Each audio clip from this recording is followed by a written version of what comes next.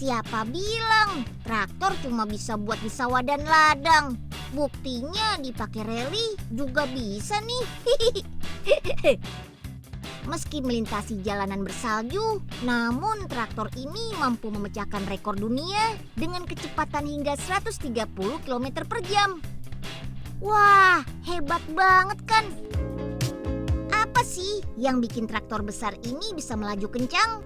Terus, kenapa di Indonesia jarang sekali kita jumpai traktor-traktor besar seperti ini? Mau tahu jawabannya? Yuk, ikut Unyil ke negara Turki. Sebagai negara penanam gandum pertama di dunia, wajar kalau Turki sudah sangat maju dalam bidang pertanian.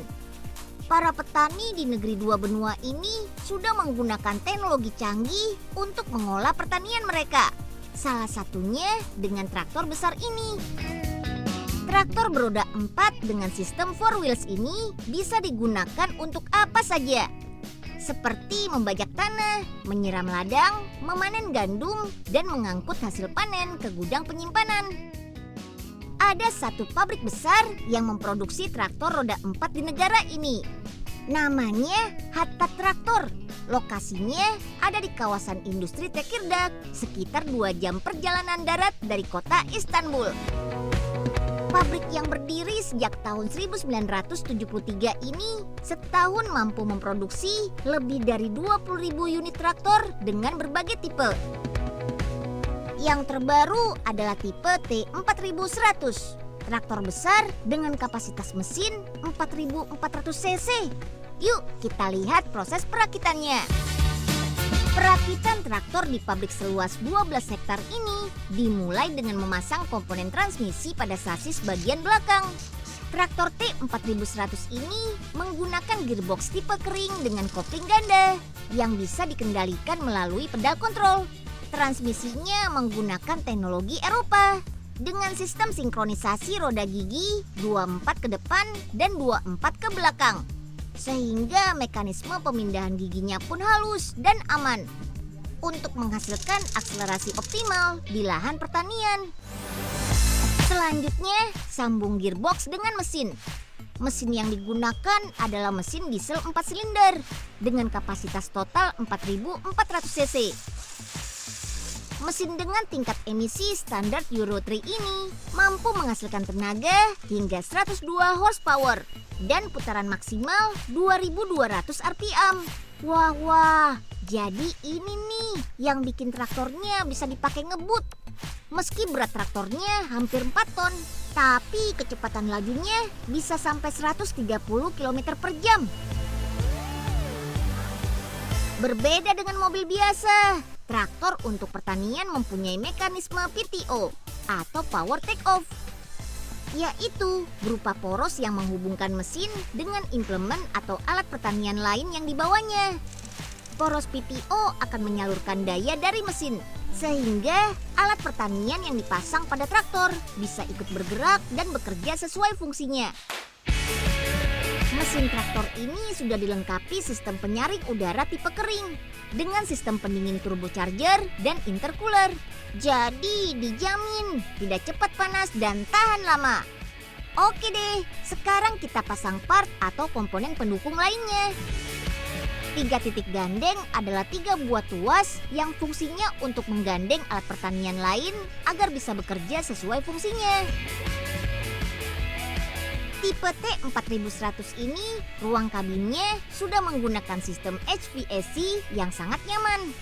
Jadi dijamin gak kepanasan deh, biarpun dipakai di sawah, karena ada AC-nya. Aduh, capek banget nih, habis bantuin ngangkat ban traktor. Istirahat dulu sambil main ayunan. Hah? Ngapain tuh Den Unyil? Woi, Den Unyil. Ngapain bengong sendirian di situ? Apaan sih Pak Oga? Gangguin orang aja nih. Pak Oga sendiri ngapain di situ? Pak Oga lagi bingung nih Den. Disuruh Pak Lurah nyari ban buat traktornya. Tapi ukurannya belum nemu yang cocok. Traktor Pak Lurah kan kecil Pak. Bannya mana ada di sini? Ya adalah. Ini kan pabrik traktor. Gimana sih Den Unyil? Iya, tapi traktor Palura itu traktor tangan, Pak. Kalau dipasangin ban sebesar gaban begini, ya capek dorongnya. Alah, Den Unyil mana ngerti urusan traktor. Udah ah, Pauga mau cari lagi di pabrik sebelah sana. Pak Oga nih, dibilangin gak percaya. Ya udah, cari aja sampai tua. Roda-roda raksasa ini berguna untuk menopang berat traktor. Selain itu juga untuk menjaga jarak bodi ke permukaan tanah agar lebih tinggi. Sehingga traktor bisa bebas bergerak di medan apapun, termasuk di kondisi tanah pertanian yang bergelombang.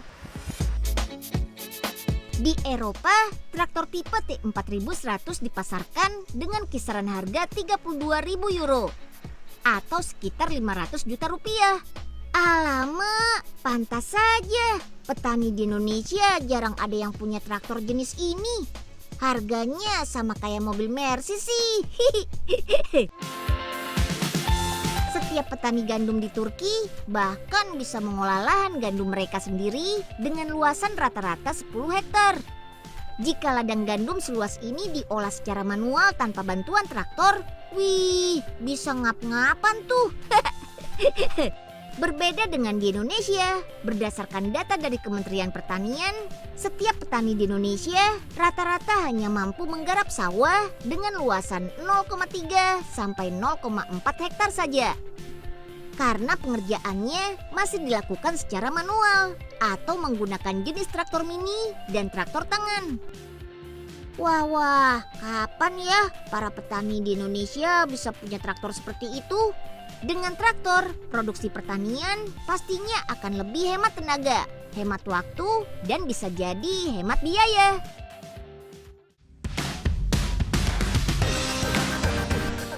Kita ke Bulgaria yuk, menyebar pupuk di ladang gandum pakai pesawat. Nah lo, gimana caranya tuh? Ladang gandum seluas 100 hektar ini butuh pupuk yang sangat banyak, yaitu pupuk jenis urea dengan kadar nitrogen sebesar 46%. Dalam sekali terbang, pesawat ini bisa mengangkut pupuk seberat 1 ton lebih. Jadi butuh 4-5 kali penerbangan untuk memupuk seluruh tanaman gandum di ladang ini. Oh iya, pesawat kecil ini hanya butuh landasan sepanjang 200 meter saja untuk bisa terbang. Dan penerbangnya adalah petani gandum itu sendiri. Wih, petani di Bulgaria jago bawa pesawat juga ya. Setelah 4 bulan masa tanam, baru deh gandum bisa dipanen. Seperti gandum-gandum ini nih. Wah, mesinnya besar banget ya. Seperti robot di film Transformer saja ya. Mesin ini tidak cuma besar badannya saja loh, tapi juga sudah dilengkapi dengan teknologi canggih. Di bagian dalam terdapat layar LCD yang berfungsi untuk mengawasi bagian belakang traktor. Lalu ada setir, juga pengatur kecepatan yang berwarna kuning ini. Traktor ini sudah terhubung dengan mesin penggiling di bagian depannya. Saat traktor berjalan, gandum secara otomatis akan langsung tergiling. Saringan pada mesin kemudian akan memisahkan biji-biji gandum dari batangnya. Dan selanjutnya masuk ke bagian penampungan di bagian dalam.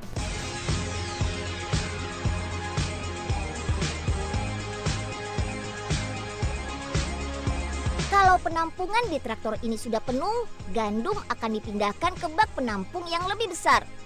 Wih, aliran gandumnya deras banget tuh, syur.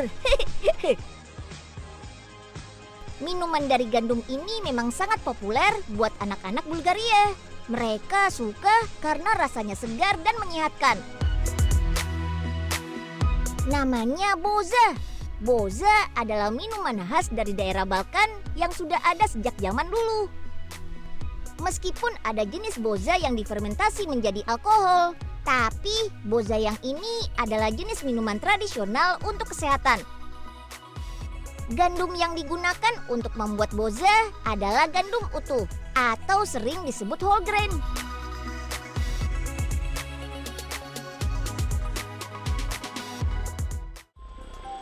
Lihat tuh Pauga, kolam bubur gandum.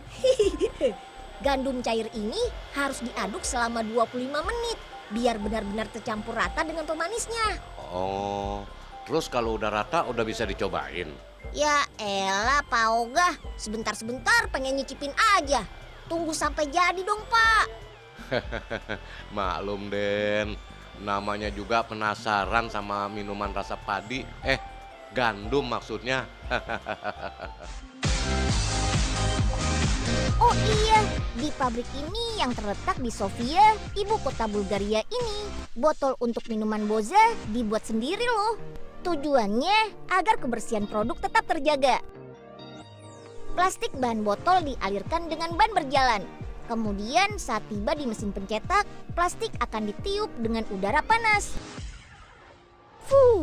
Jadi deh botolnya. Yang berhasil dicetak dengan sempurna akan dipakai menjadi kemasan. Sedangkan yang tidak harus dipisahkan. Botol untuk Boza sengaja dibuat dengan warna coklat agar kualitas minuman di dalamnya tidak cepat rusak. Warna coklat seperti ini bisa membantu meredam paparan sinar matahari. Nah, sekarang minuman gandumnya siap dimasukkan ke dalam botol. Cur, cur, Boza segar, fresh from the tanki. Penggunaan mesin modern seperti ini juga upaya untuk menjaga kebersihan minuman loh, biar bebas dari bakteri. Dibandingkan minuman lain, Boza memang agak kental. Itu karena komposisi gandum yang digunakan untuk minuman ini cukup tinggi. Gak heran deh kalau Boza disebut juga sebagai roti cair. Untuk satu botol kecil dihargai setengah leva atau sekitar Rp3.500. Satu botol ini mengandung banyak serat, vitamin B, dan energi yang cukup untuk aktivitas kita yang padat. Karena tanpa mengandung pengawet, minuman Boza ini hanya tahan 10 hari saja.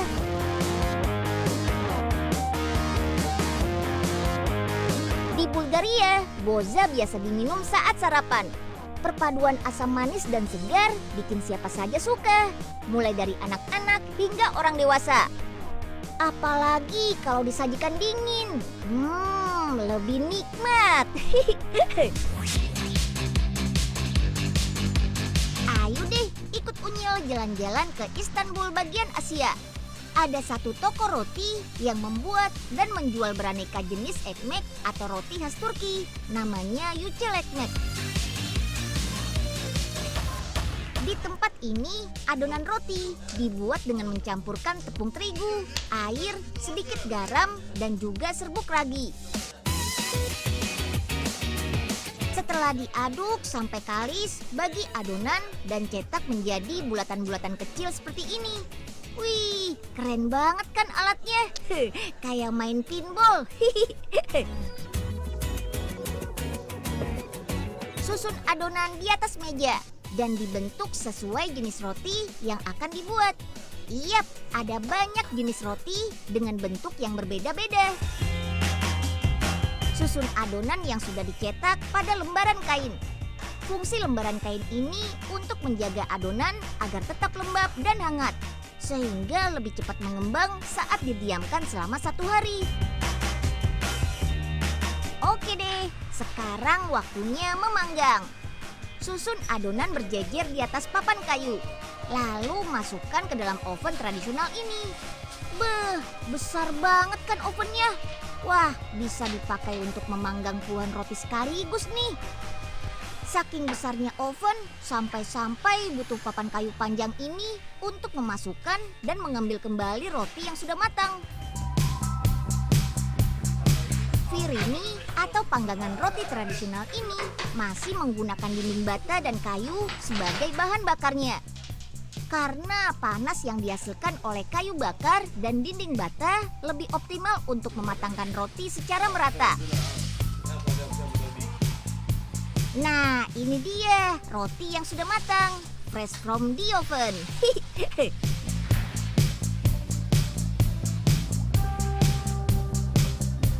Dari sekian banyak jenis roti yang dibuat di toko ini, ada 3 jenis roti yang paling Unyil suka. Mau tahu? pertama ada roti simit. Bagi Unyil sih roti ini Turki banget. Soalnya hampir di setiap tempat di Turki ada pedagang kaki lima yang menjual roti simit ini. Untuk membuat roti simit, adonan terigu harus ditambah lagi dengan gula biar manis. Setelah itu, adonan dibentuk melingkar dan diberi taburan wijen. Dalam bahasa Turki, simit artinya renyah. Jadi pas banget deh dengan teksturnya yang kering dan renyah saat digigit. Orang Turki biasa menikmati roti simit ini dengan campuran keju, coklat, buah-buahan kering, dan bisa juga dengan yogurt. Atau lebih enak lagi kalau dicelup ke dalam teh ataupun kopi panas khas Turki. Beuh, mantap! Yang kedua ada roti pide. Pide adalah roti tradisional Turki yang bentuknya flat seperti pizza. Ada roti pide yang polos seperti ini. Dan ada juga yang diberi topping daging cincang, sujuk, keju, atau bahkan sayuran buat yang vegetarian. Yang ketiga ada roti lavas. Roti tipis memanjang ini paling enak disantap dengan parutan kasar atau keju khas Turki. Serta irisan doner kebab ataupun sis kebab. Dijamin enak banget deh. Nah, selain ketiga roti tadi, masih ada banyak lagi jenis-jenis roti lainnya. Seperti roti papitaya yang berbentuk bunga, tahili, trabzon, ruseyin, dan ada juga aneka kurabiye atau kue kering dengan berbagai rasa. Salah satunya parmak kurabiye çekirdekli, yaitu roti kering berbalut kacang pistasiu. Setiap hari, toko roti ini selalu ramai dikunjungi pembeli. Hampir setiap roti yang baru dibuat, pasti selalu ludes tidak sampai 1 jam. Jadi nggak ada roti yang tersisa atau terbuang sia-sia. Yang unik dari toko roti ini, sang pemilik toko sengaja menyediakan meja khusus buat para pembeli yang ingin bersedekah roti untuk warga yang kurang mampu. Roti sedekah yang terkumpul di meja ini akan langsung dibagikan kepada warga yang membutuhkan secara cuma-cuma. Jadi, orang-orang yang tidak mampu membeli roti pun bisa ikut merasakan nikmatnya roti gandum yang masih fresh dari toko ini. Wah, kalau di Indonesia ada nggak ya toko makanan yang menyediakan tempat khusus untuk berbagi seperti ini? Bagus juga nih untuk ditiru di Indonesia.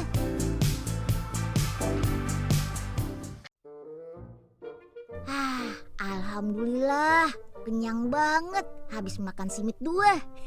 Sekarang jadi ngantuk deh nih. Aduh, Pak Oga mana sih? Wah, Den, maaf ya, Pak Oga telat. Habis ikutan ngantri roti gratis tadi, Den. Wah, panjang bener no. Ya ampun, Pak Oga. Jauh-jauh dari Indonesia ke sini cuma pengen ikutan ngantri roti gratis ya, Pak? Aduh, malu-maluin aja nih Pak Oga. Bukan, Den. Kebetulan aja tadi ada yang lagi bagiin roti gratis. Kan sayang kalau nggak diambil. Lumayan buat makan siang. Tahu gimana Pak? Jadi nggak Pak Lurah beli traktor? Nggak jadi, Den. Duitnya udah keburu dibeliin kerbau. Ya udah deh, kalau gitu temenin Unyil beli oleh-oleh aja yuk Pak. Let's go. Hah? Oleh-oleh, Den? Siap, Den. Asik.